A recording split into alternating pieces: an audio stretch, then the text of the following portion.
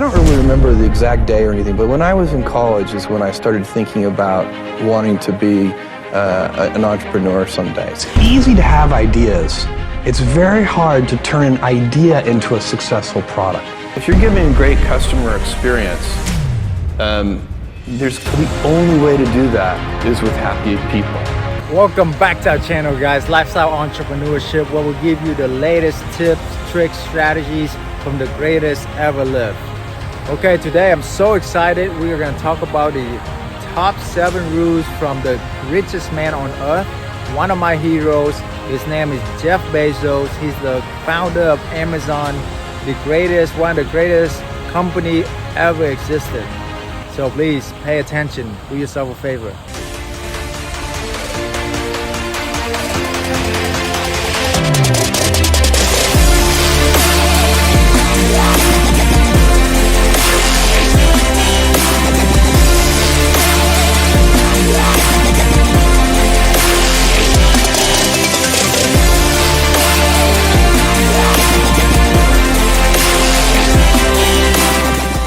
Alright guys, we have Think Long Term by Jeff Bezos. Do something you're very passionate about and don't try to chase what is kind of the hot passion of the day. I think we actually saw this, I think you see it all over the place in many different contexts, but I think we saw it in the internet world quite a bit, where, you know, at the sort of peak of the sort of internet, mania in, say, 1999, you found people who were, very passionate about something. They kind of left that job and decided, I'm going to, do something in the internet, because it's, it was almost like the 1849 gold rush in a way. I mean, you find that people, if you go back and study the history of the 1849 gold rush, you find that, at that time, everybody who was within shouting distance of California was, they might have been a doctor, but they quit being a doctor and they started panning for gold. And that almost never works. And even if it does work, according to some metric, financial success or whatever it might be, I suspect it leaves you ultimately unsatisfied. So you really need to be very clear with yourself. And I think one of the best ways to do that is this notion of projecting yourself forward to age 80, looking back on your life and trying to make sure you've minimized the number of regrets you have. That works for career decisions. It works for family decisions. Do you want, I have a 14-month-old son, and it's very easy for me to, if I think about myself when I'm 80, I know I want to watch that little guy grow up. And so I don't want to be 80 and think, shoot, I missed that whole thing and I don't have the kind of relationship with my son that I wished I had, and so on and so on. So if you think about that, so I guess another thing that I would recommend to people is that they always take a long-term point of view. And I think this is something about which there's a lot of controversy. There's a lot of people, and I'm just not one of them, believe that you should live for the now. I think what you do is you think about the great expanse of time ahead of you and try to make sure that you're planning for that in a way that's going to leave you ultimately satisfied. So this is just this is the way it works for me. And I mean, everybody needs to find that for themselves. So I think there are a lot of paths to satisfaction, and you need to find one that works for you. Think long term. Jeff is known for thinking long term. He's thinking about 5, 10, 15, 20 years down the road. That's why he started when there was nothing online. Nobody have done really like big transaction or anything transactions online. And he was the one that really started and pioneering this whole concept, because he see the long-term vision, So think long-term, guys. In whatever you do, don't think about the next month or 2 months in your business, the next 6 months, even short-term. Think about the next 5, 10 years, where the industry is going, where you want to be in the next 5, 10 years, and then constantly adjust and go along the journey. Okay guys, so the next point is have role models. some family role models, and I had some other people, some sort of historical role models that I really looked at too. So certainly my grandfather was a serious role model for me. I just had spent so much time. I think you learn different things from grandparents than you learn from parents. It's a great. I would encourage anybody to try to spend time not only with their parents but with their grandparents. But I also had two people I always would read about, and were Thomas Edison and Walt Disney. Those were sort of my two, biographical heroes. I've always been interested in inventors and invention, and Edison, of course, just for a little kid and probably for adults too. I still feel this way, at least. Is not only the symbol of that, but the actual fact of that. The just incredible inventor, and I've always felt that there's a certain kind of important pioneering that goes on from an inventor like Thomas Edison. And then Disney was a different sort of thing. He also, a real pioneer and an inventor and doing new things. But it seemed to me that he had this incredible capability to create a vision that he could get a large number of people to share. Because the things that Disney invented, like Disneyland, the theme parks and so on, they were such big visions that no single individual, unlike a lot of the things that Edison worked on, no single individual could ever pull them off. And Walt Disney really was able to get a big team of people working in a concerted direction. Basically, have mentors in life. A role model you can get, even learn it from a distance, like a book, YouTube. Nowadays, you can learn so much.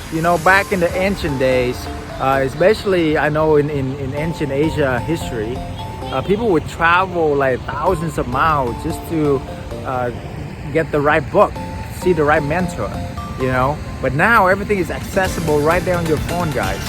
So, don't be lazy. Just really watch and learn about who your role model are and how you can really improve that role model, Basically how you can improve yourself to become like the role models. So, like him, his role model is Walt Disney and Thomas Edison, the greatest men ever lived.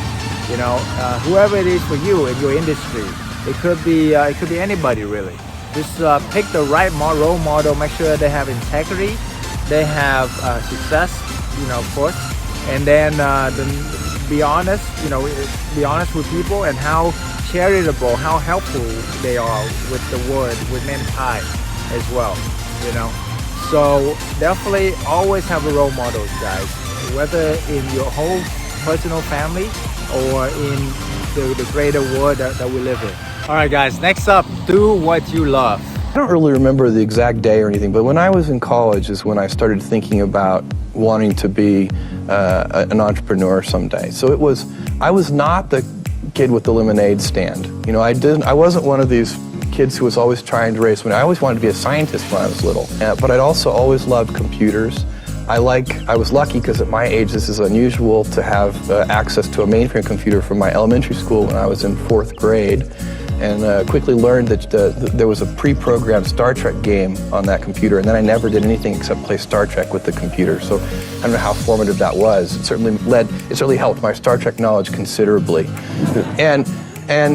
But I've always loved computers. Somewhere in college, I started watching some of the people who were like setting up, college pizza delivery services and, the core entrepreneurs, and thinking, this looks like a really fun thing to do. Cannot stress this enough, guys, because entrepreneurship is about passion. Life is about passion, really. If you're not doing what you love, don't do it. Just like me. My background, I'm a pharmacist, but I really don't like it. I don't enjoy it.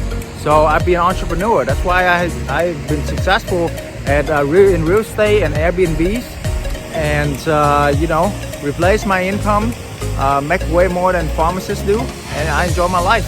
But I still gonna use my pharmacist background to help as much people as I can, just like anything in your life, you gotta follow your passion. And if you don't like it, and if you are really hating your job, then really plan ahead and like what I did, And within a year later, well, I mean, it took me years to really figure out the right path. But once I figured out my path of Airbnbs and subletting, I was able to quit my job within 12 months, replace my income within 12 months, 6-figure income, just like that, you know. But it took me years to find that. So find your true passion of what you want to do in life, and you won't work a day of your life. And I mean, right now I'm really enjoying my life. You know, I can do whatever I want to do, wherever I want to do. I'm about to go on a trip into Europe, to Asia, and spend 3 weeks there, celebrating Chinese New Year, Asia New Year, and going all over the world. You know, because I can now. You know, I have the resources and I have the time to do it, and because I have really committed to live my passion, being entrepreneurship. You know, so now I want to help you to get there as well. You know, I live in this beautiful resort community with, you know, workout, with clubhouse, tennis court, you name it, you know, basketball court, volleyball. We have everything we need right here, you know. And I was able to achieve this lifestyle because I follow my passion, you know, and I want you to follow your passion as well, okay? All right, guys, next up is execute your ideas. It's easy to have ideas. It's very hard to turn an idea into a successful product. There are a lot of steps in between, and it takes persistence, relentlessness. So I always tell people who are, you know, who think they want to be entrepreneurs, you need a combination of stubborn relentlessness and flexibility. And you have to know when to be which. And basically you need to be stubborn on your vision, because otherwise it'll be too easy to give up. But you need to be very flexible on the details, because as you go along pursuing your vision, you'll find that some of your preconceptions were wrong, and you're going to need to be able to change those things. So I think taking an idea successfully all the way to the market and turning it into a real product that people care about and that really improves people's lives is a lot of hard work. All right, it's all about execution. Entrepreneurship and everything in life is all about execution. Nobody cares about how great your idea is until you can execute it and provide that service or product out into the marketplace, okay? Because everybody can come up with ideas. Ideas are so easy, it's a dime a dozen.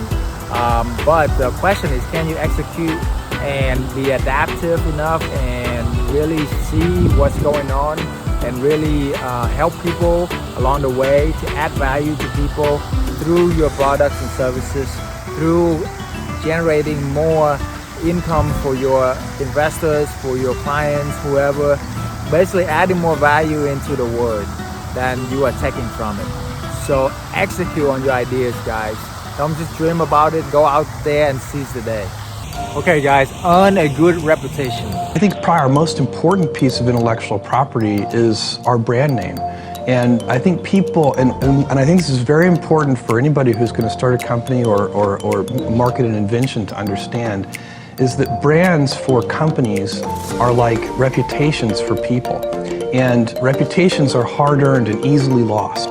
So the most important intellectual property that a company can have is, for us, it's Amazon. It's that name, but what it stands for. We've worked very hard to earn trust. You can't ask for trust. You just have to do it the hard way, one step at a time. You make a promise and then fulfill the promise. You say, we'll deliver this to you, you know, tomorrow, and then you actually deliver it tomorrow. And if you do that over and over again, then ultimately you can instill your company's name with a reputation. And that's, I think, you know, sometimes people talk about brands in this very amorphous way, but for me, I like to think of it as a person, and what is the reputation that that person has, and how have they earned that reputation? Reputation is everything in life and business.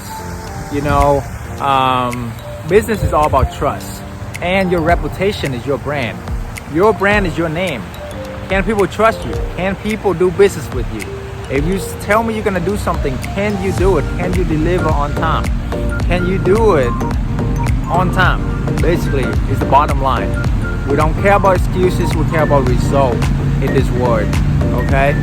So put your excuses in the bag, shoot it to the moon, or put it down in the ocean, never see it again, okay? Blow it up, no more excuses.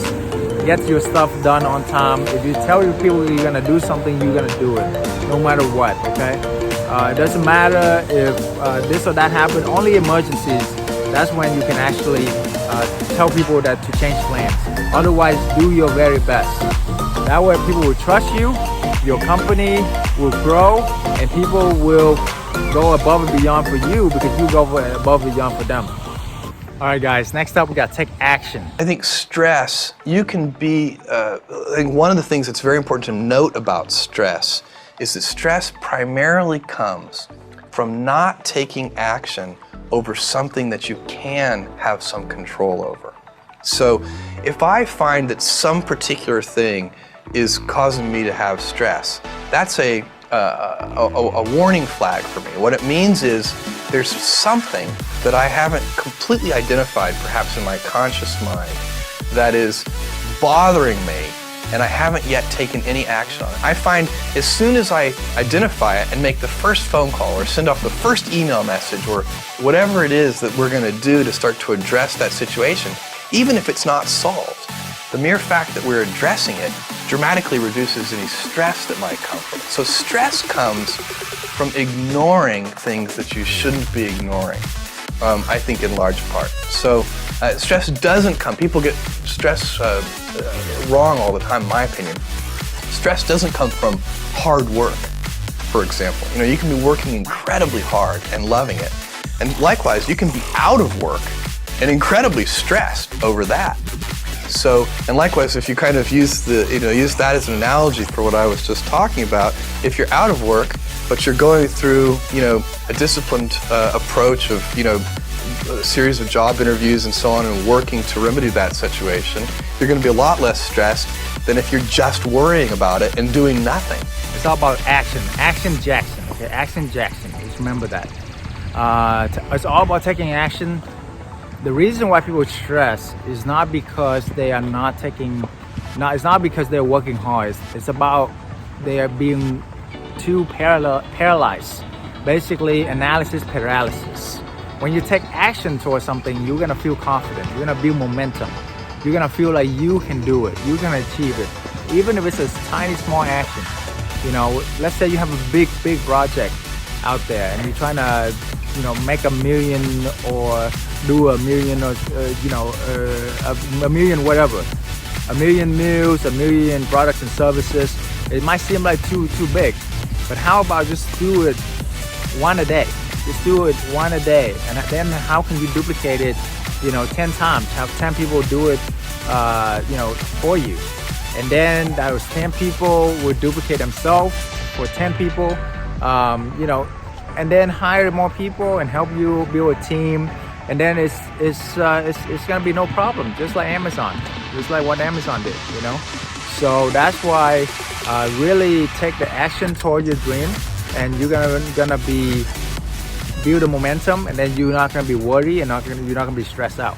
All right, guys, this point is so awesome. Work-life harmony, not balance. If you're giving a great customer experience, the only way to do that is with happy people. You can't do it with a set of miserable people, watching the clock all day. So does that include work-life balance and all those things? Yes, but I teach 3 leadership classes a year at Amazon. I'm a part of it. They're bigger classes, but I come in and teach a session. And I always talk about work-life balance, except I like to use the phrase work-life harmony rather than balance, because to me, balance implies a strict trade, whereas I find that when I am happy at work, I come home more energized, I'm a better husband, a better dad, and when I'm happy at home, I come in and better boss and better colleague.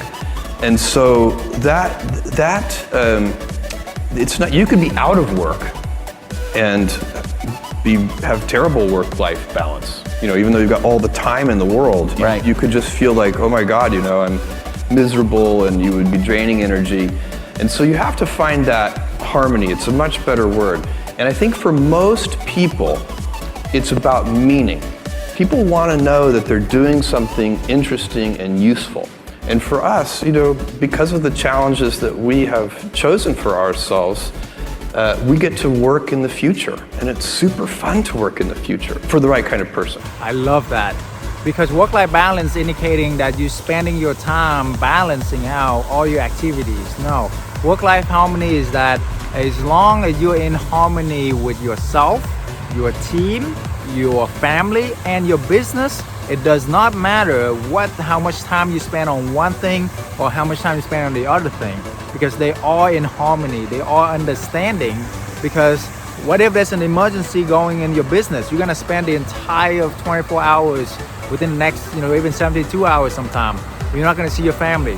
But if your family is in harmony with you and they're understanding, then that's okay, And what if on the other hand, if you have a family emergency, you're gonna fly across the country, across the world to pick up my mom like I did before to fight cancer and all that. And, and then if your work life knows that, you're in harmony with it, and that's okay. And that is exactly why you want to be an entrepreneur, because you want to be in control of your time, your energy, and your harmony with work-life balance, with work-life harmony, excuse me. So because you can do whatever you want to do, whenever you want to do it, wherever you want to do it with, okay? And the only way you can do that is through freedom. The only way to get that freedom is to be financial freedom, being your own boss, being your own entrepreneurship, okay? Take that to heart, guys. That's deep. All right, guys, I have a bonus for you coming up, but before that, this is way more important, is that you listening to with the 3 questions and answering those questions by leaving down a comment below. It will stick to you better and you will know exactly what to do. Okay, the first one is, how can you think long term? How do you execute your ideas so that people will help you along the way? The next one is how to find work-life harmony. Write down in the comment, guys, what you're gonna do, how you're gonna do these things, and we will see you on the other side. Love, peace, and happiness. My job, one of my jobs as the leader of Amazon, is to encourage people to be bold. And people love to focus on things that aren't yet working. And that's good, it's human nature. That kind of divine discontent can be very helpful.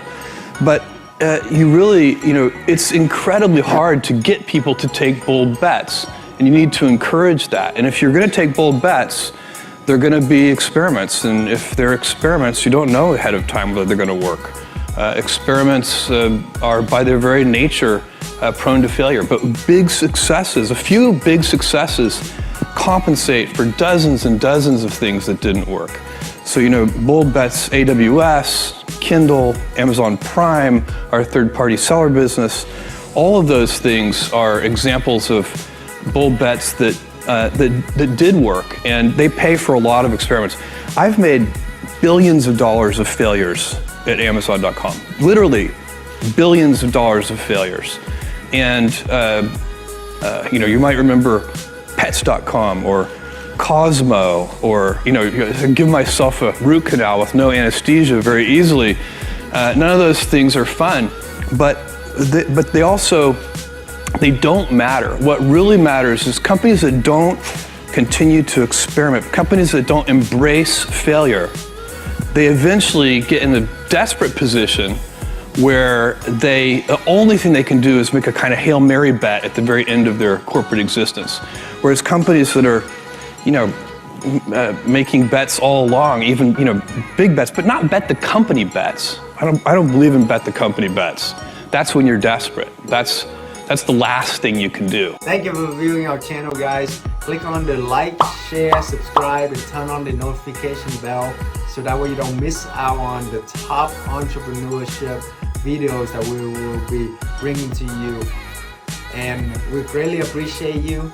Much love, peace, and happiness. And if you like one of these videos, click on the link here to watch the next video. I'm sure you will enjoy it. Bye-bye for now.